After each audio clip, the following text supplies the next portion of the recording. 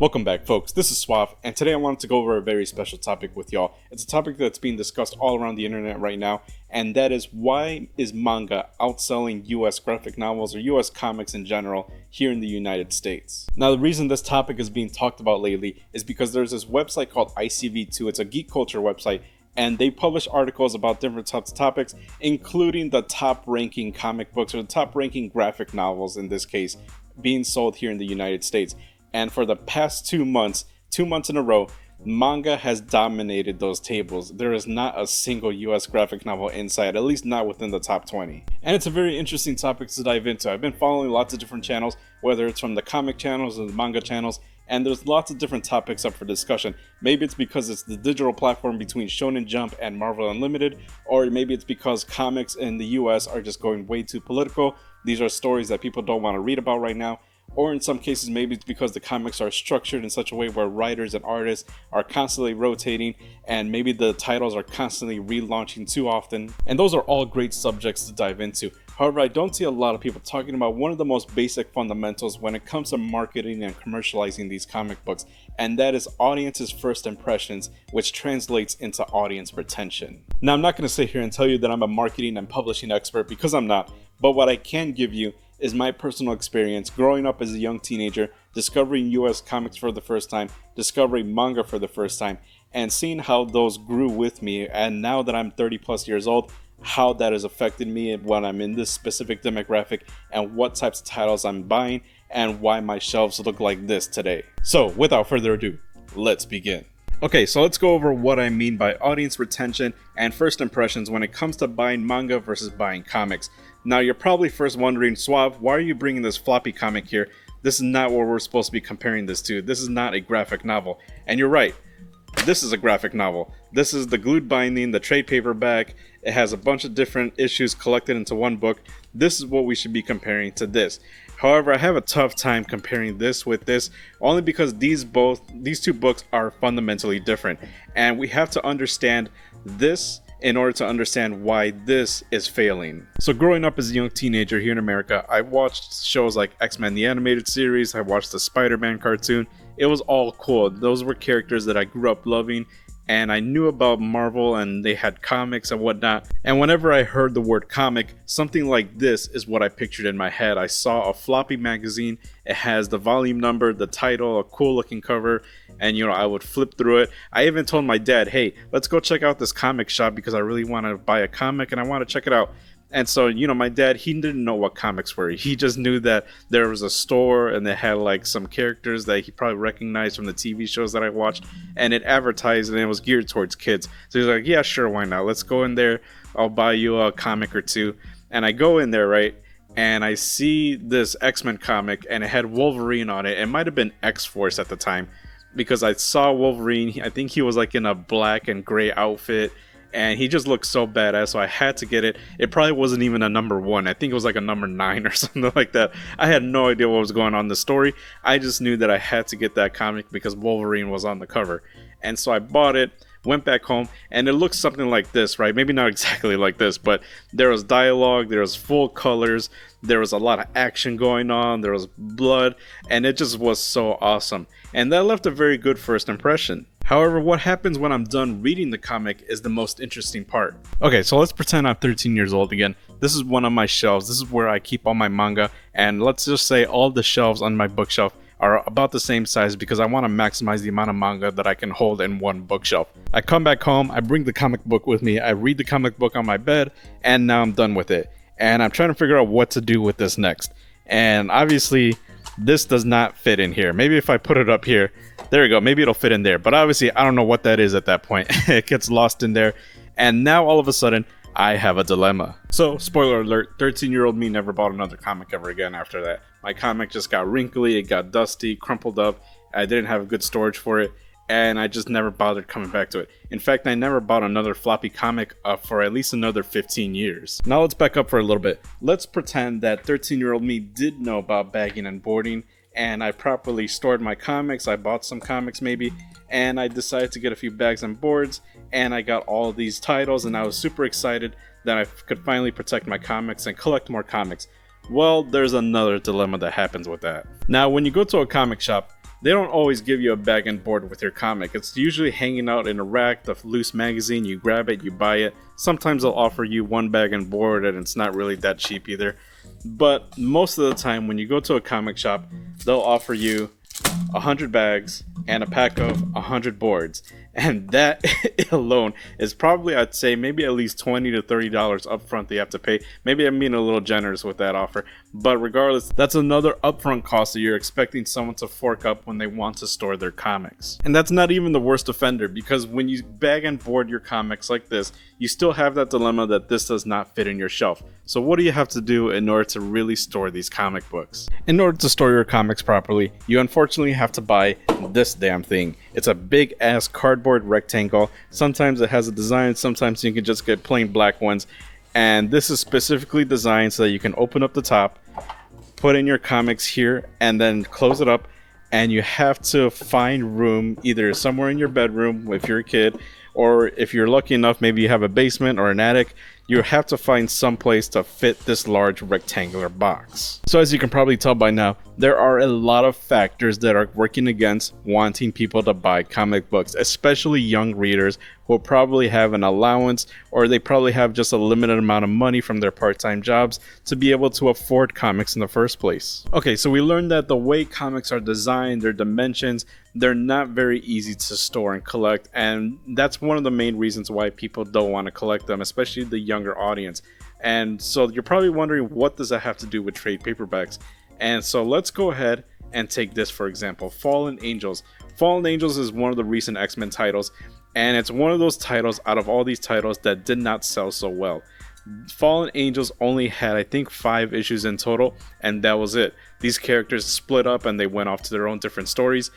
Fallen Angels did get its own trade paperback graphic novel like this. This is not it, but it did get its own treatment book like this. And that's one of the reasons why these graphic novels just don't sell so well here in the US, because these graphic novels are inevitable.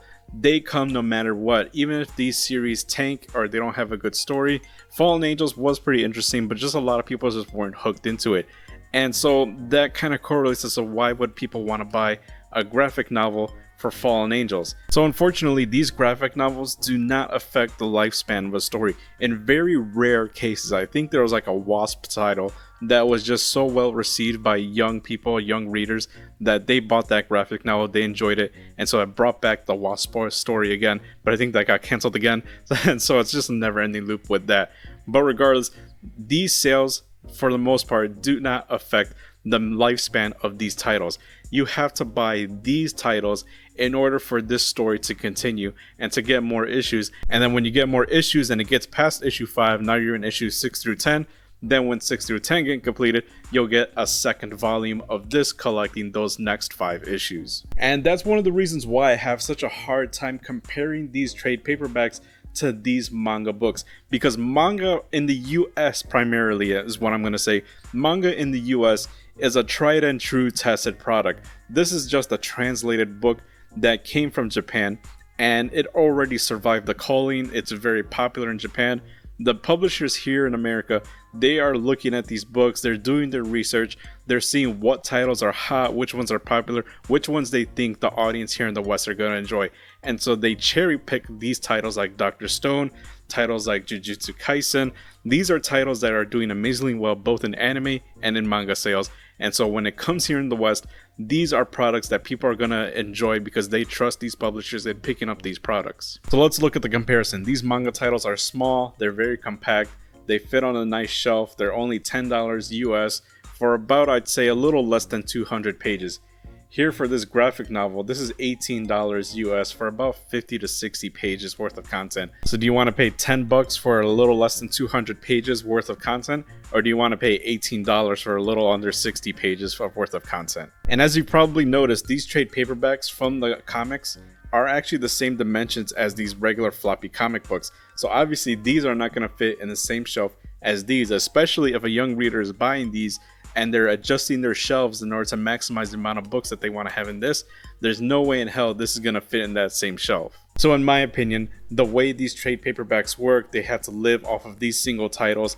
These single titles are being neglected because of their dimensions, the way you have to collect them. There are so many factors working against young readers from wanting to keep on reading these comics, keep on coming back and buying and collecting these comic books. So then when a story dies, it gets rebooted in a different name maybe, or maybe the characters go on to different stories.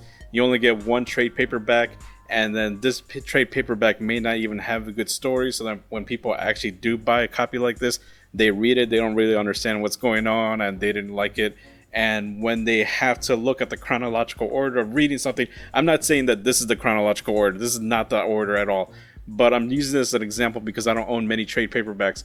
But let's say you own 3 trade paperbacks and this is supposed to be their chronological order. When you look at the spines and you go to the bookstore, you have no idea that this is supposed to be the chronological order. Let's just pretend that this is. This is going to look super sloppy. No one really understands how this works. So that's why these books are doing so poorly. People don't want to go and collect these comic books. They don't want to spend more money on bags and boards, and they don't want to get a huge rectangle cardboard box, find some place in their house to put it in, and be able to store these comics vertically and just hope for the best. Instead, they just want a nice little compact book like this and just be able to read it, take it to school, or put it in their backpack, read it during the school bus, and then come back home, put it on their shelf neatly, and call it a day. And Japanese manga is not the only thing that comics should be worried about. Let me go ahead and move this aside because I'm about to show you something that's fairly new here in the US. People have been talking about it a lot, and it's very popular with young readers as well. And what I'm talking about is solo leveling. This is a Korean manhwa, basically a Korean comic, and it's printed from left to right. That's how it's traditionally printed over there in Korea. And it's very similar to our comics here.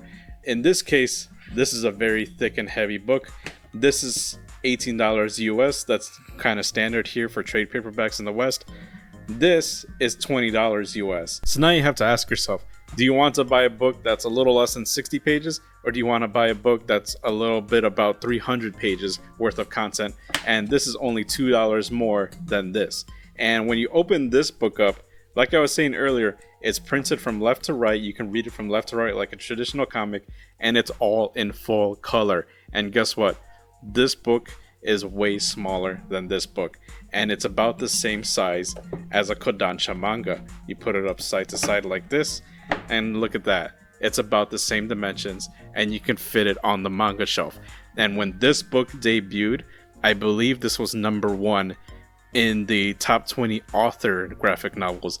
And I looked again, I think there was another chart. I think this was also ranked #2 in the following month, just under George Takei's graphic novel. So obviously there is a huge market for this.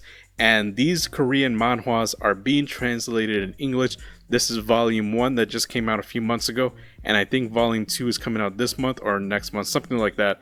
But regardless, more of these Korean manhwas are coming because there is a huge market for them. Young readers are able to read them as webtoons in their apps on their phones, and they're being printed now in physical format. Over there in Korea, they're printed just like this, and now Yen Press is one of these publishers, one of the manga and light novel publishers who is bringing this comic over here to the West. And this is selling like gangbusters. And so now comics have another thing coming. They thought they were scared of manga. Now they have to be scared of both manga and manhwa. And this is not looking good for the Western American comics, in my opinion. And honestly, publishers like Marvel and DC really have to change up how they do these comics and how they drive their stories forward. Because the way things are right now, it's really only people like me who are 30 plus years old. We have good careers. We have a lot of disposable income. We can afford books like these. You've probably seen my shelves up there. I have huge omnibus hardcovers. So I can afford to have those things because I have the luxury to do so. But young readers nowadays, they're not interested in reading comics. They're interested in reading books like this. And so when you have maybe cartoons that they don't grow up with anymore and they are only reading books like this, you gotta wonder what's gonna happen 100 years from now when the 30 plus year olds like me are gone from this planet, and there's a whole nother young generations out there that are no longer reading or really care about these stories because they didn't have the money or even the room to really support these big ass chunky books whereas you can get these smaller books that have more content in them. They're more enjoyable, and honestly, they're much smaller, so you can obviously pick them up, bring them with you into the bus or whatnot. These are the books that kids are growing up with now. These are not. I hope you all found this discussion enjoyable, and if you're new to this channel, I do cover mainly light novels, manga, anime reactions, anime figures, all that good stuff. So if you want, hit that subscribe button. It helps me out tremendously, and I will see you all next time. Bye everybody.